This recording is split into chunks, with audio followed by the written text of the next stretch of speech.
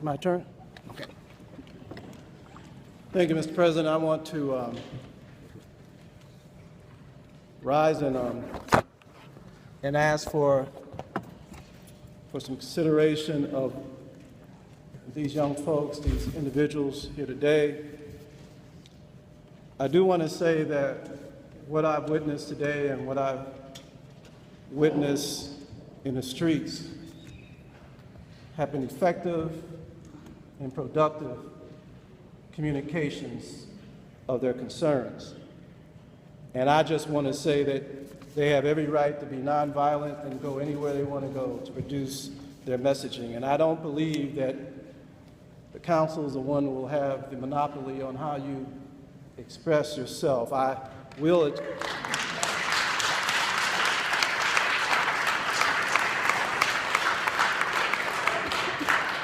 Well, these folks have simple demands. They have decided that they were going to hit the streets. You know, it's funny how we fight hard for our young people to be involved, to vote. How we ask people to get involved and get out of the living room and care. We have no right to tell them how to do that.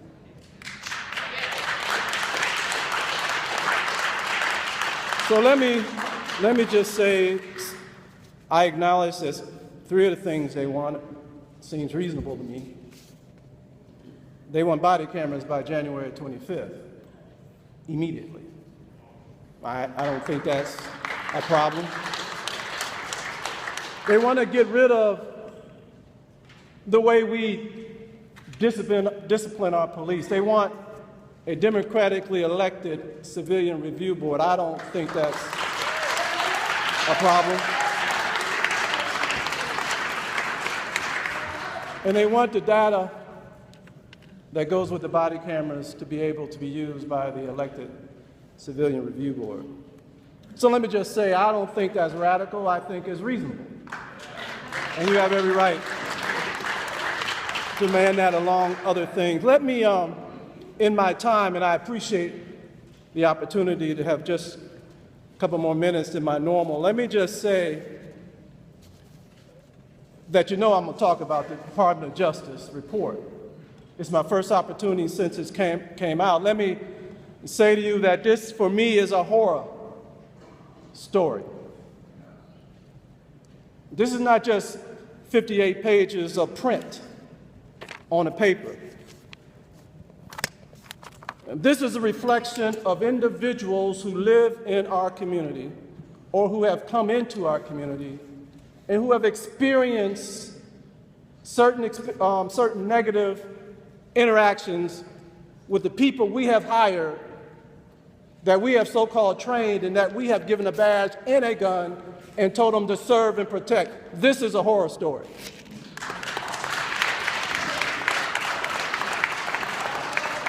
How about the mentally ill citizen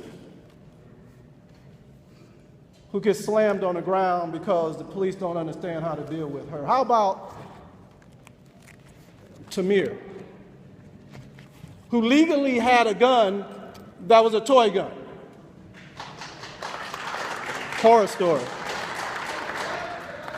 But I'm not going to read it all, but this is from the Department of Justice. This is not Jeff Johnson. This is not one of my normal in the past stand up and say, why did they slam the two young people in front of Colorado High School down when they were coming out of school? Why did the police do that? And then years later, or within a certain period of time, the person who did it was promoted to lieutenant. Why did that happen? Why are we allowing our police to get away with that? Now, this is the Department of Justice. This is not me. 600 cases that they looked at. Not all of them, and most of them were not the result of death. How about the man that was in a gurney, tied down and tased? Horror story. This ain't no joke. You can move these people out here. It is not a joke. Individual cases. Now, Most of our officers don't do this. Good people. Come to my meetings. Love my commander. But there's an element in our police department, Director McGrath. There is an element in our police department, Mayor Jackson, in his absence, that are cowboys.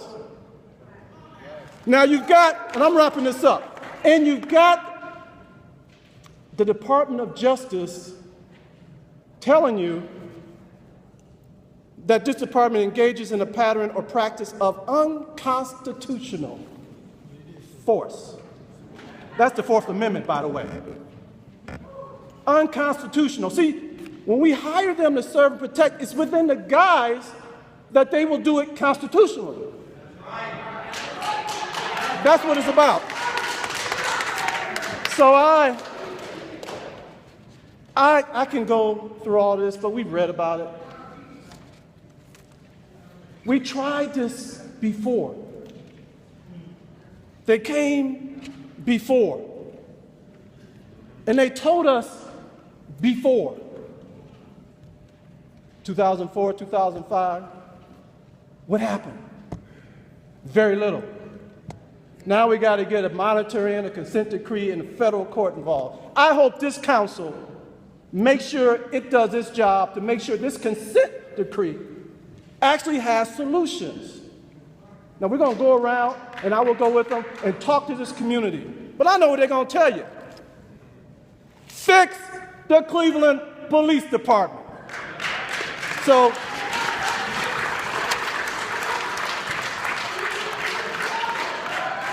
I have my reason. I have my idea of solutions. And one is just simple, and just say this. It's time for change. And those who are responsible. Yes, see how they don't take it seriously? You see what's happening here, right? I don't care who walks out on me, but this government cannot walk out on the people of Cleveland. This government cannot walk out on the people of Cleveland. This mayor cannot be absent from the people of Cleveland. Mr. McGrath, Mr. Flask was over it. It's time to go. It's time for a change. Thank you.